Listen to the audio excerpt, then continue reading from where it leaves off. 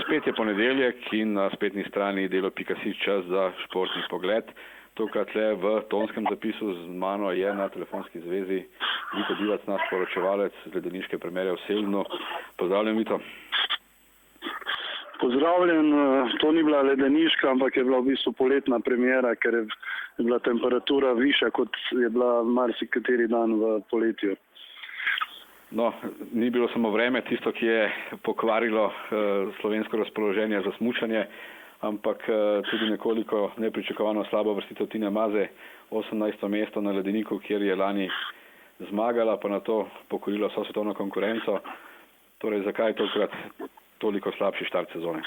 Ja, pri Tini osebno so se take stvari že dogajale. Slab štart tokrat je bil predvsem zaradi tega, ker se je nabralo en kup negativne energije in čustev, ki so se pravzaprav nabirale zdaj daljše obdobje. Ne. Povrh tega je tudi razmere so bilo zelo slabe za njo, za njen način smučanja, ni se nikakor mogla prilagoditi. Kot denimo Tessa Worley, njena največja tekmica veleslalomska oziroma svetovna prvakinja. Potem pa če ta negativna energija v bistvu izbruhnila iz nje in ni bila niti senca tiste Tine, ki smo jo lani gledali, še zlasti v Selnu. Pa zakaj je Tina še vedno tako občutljiva na te zunanje dejavnike? Marsikaj že dala skozi v karieri. Mislim, da bi morala imeti že debelejšo kožo, tako kot recimo Ted Ligeti, ki ga nič ni zmotilo, ni bil enako dober kot pred letom dni. Tina je v bistvu imela lani v bistvu neprimerno težjo sezono kot Ligeti. Ligeti je pač imel v dveh disciplinah, je bil močan in se pač na njih osredotočil. Tina se je osredotočala na 5 disciplin, kar je v bistvu živalsko. Zakaj je občutljiva? Občutljiva je predvsem zaradi tega, ker je taka oseba. Na vse zadnje je tudi v pogovoru, ki smo ga imeli tik pred Selnom, rekla, da pravzaprav ima največje težave s tem, da ostane takšna, kot je. Ona je zelo deluje v bistvu precej bolj robata, kot je v svojem bistvu. Ne? In pač ravno te njeni občutki, ta senzibilnost za to, kar počnejo, pač delajo to, kar je in z tega je izrasla to, kar je. Tako da najbrž se niti noče spremeniti, ne? Ker pravi, da če bi se spremenila, da ne bi bila več Tina, ampak ne vem, da bi bila kdorkoli drugi. No, po 18. mestu je vodja ekipe Tua Mace, Andrej Masi, dejal, da je po domače ne bo ičkal zaradi neuspeha, temveč da bo Tina morala opraviti še trše treninge, da bo smučala na strminah, dokler ne bo spet tista prava stara Tina, šampionska Tina. Je to prava pot za nadaljevanje v uspešno sezono? Ja, za vsako smučarko je to prava pot, ko nima, ali pa smučarja, ko nimajo pač občutkov, morajo pač te občutke nazaj vrniti. Zdaj edini način za to je pač trening. Masi je to malo tako povedal, pač ko smo malo vsi nekako sočustvovali s Tino o tem, da je pač da je bila tako slaba, ne, je rekel pač, da tukaj ni neizprostno, ne, in pač to samo pomeni, da ostajajo na isti ravni in da bojo pač naredili to, kar morajo narediti, ne, da bo pripravljena za nadaljevanje sezone, tako kot je bila lani. Pa se ti zdi, da ni razlogov za skrbi, da bi se zadeve odvile v napačno smer? Da bi Tina nekako ta vzorce iz nekih starih časov, ko še ni bila tako prepričljiva? Da bi prav zašla v stare vzorce, mislim, da ne, ker je to fazo že skozdala, se pa vsake toliko časa vrnejo. Ne.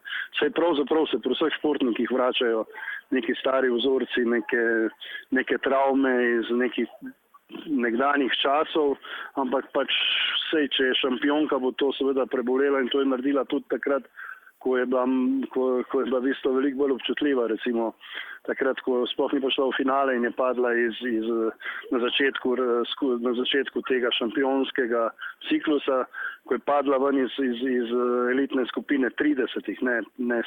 Ne, tako da je in se vrnila nazaj in je tisto leto prišla tudi mislim, dosegala izjemne rezultate, no vse zadnje je v Val d'Isère osvojila tudi kolajno. Ne.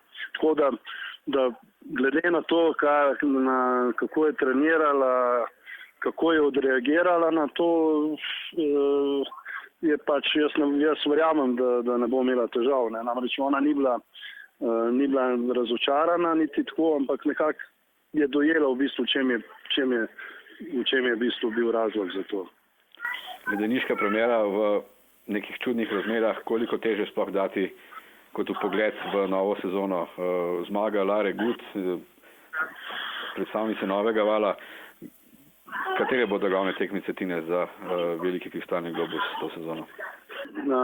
Konkurenca v veleslalomu bo najbrž najmočnejša med vseh disciplinah. Se pravi, da vsa ta dekleta na prvih mestih, se pravi Lara Gut, Viktorija Rebensburg, Katrin Cetel in na vse zadnje tudi Mihaela Šifrin bojo glavne tekmice. Tinine ne smemo pozabiti niti na Marijo Riš, tako da to je bil pač pravzaprav nekako ogrevanje in tega se tudi vse zavedajo punce, čeprav so nekatere zelo se veselile v bistvu Tininega slabega rezultata, ampak to je normalno.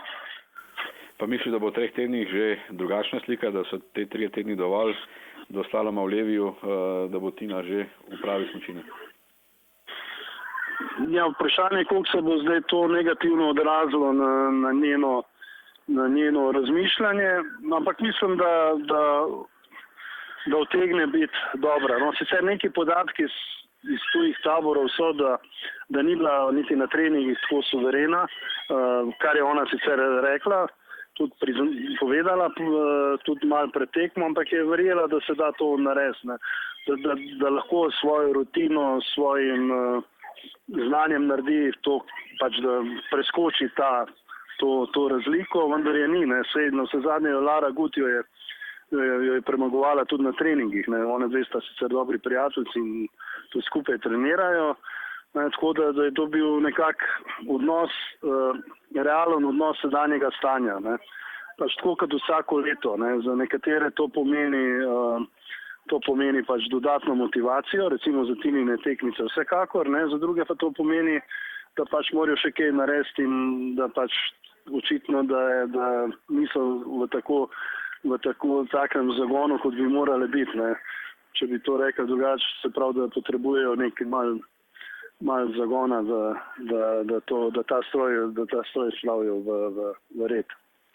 No, v preteklosti je bila glavna Tinina tekmica Lindsey Vonn, ki je spustila tole ledeniško premjero. Kakšni so odzivi na to odločitev? Je že odpisana v tej sezoni za največje dosežke ali misliš, da se bo Američanka vrnila v največjem sijaju?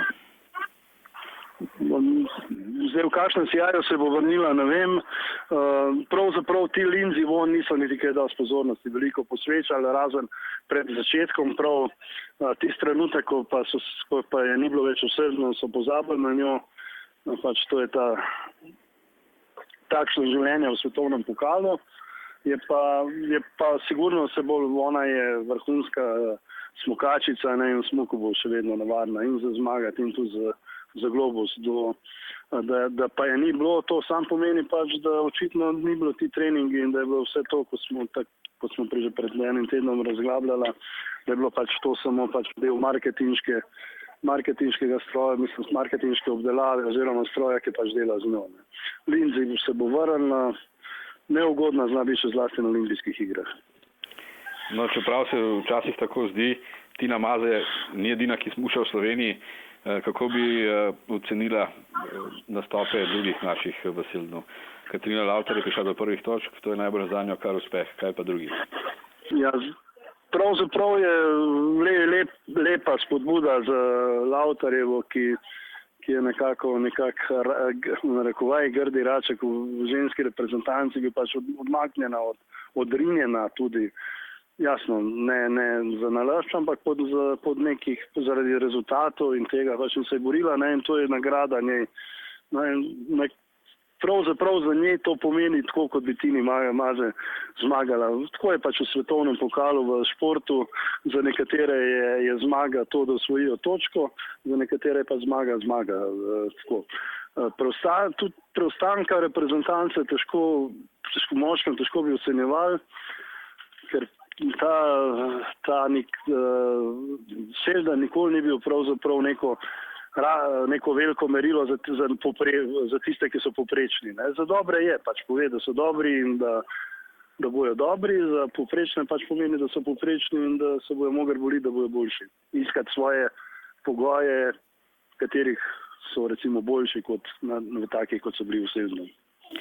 Pa se ti ne zdi, da je vsaj del reprezentance moške, recimo na robu izumrtja skoraj, da v Ameriko, kolikor berem, gredo samo Andrej Šporn, Rok Perko in Klemen Kosi, torej bolj ali manj specialisti za hitre discipline, smo pozabili smučati veleslalom.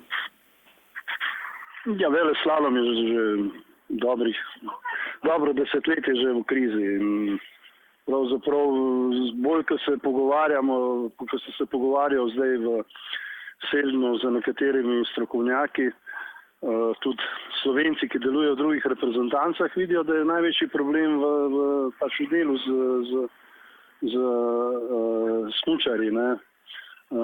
Pač tudi neki čudni kriteriji o tem, kdo je dober, pa kdo ni dober.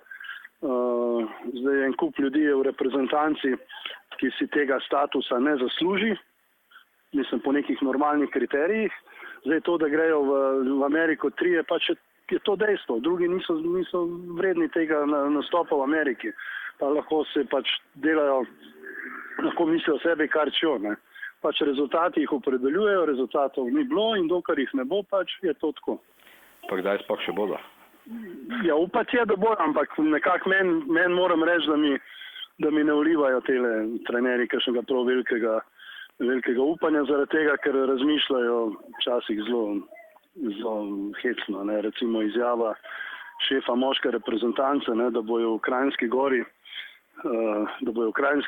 v veleslalomu štartali na zmagovalni oder, sicer teoretično je to v redu, pač, ker vsaki tekmi lahko štartaš na zmagovalni oder, ampak mislim, zdaj po 10-letni krizi in vsem tem, kar se dogaja, zdaj to se pravi, da je to, da slepijo sami sebe, in neko lažno upanje, ne vem komu, sebi ali javnosti, pač javnosti sigurno ne.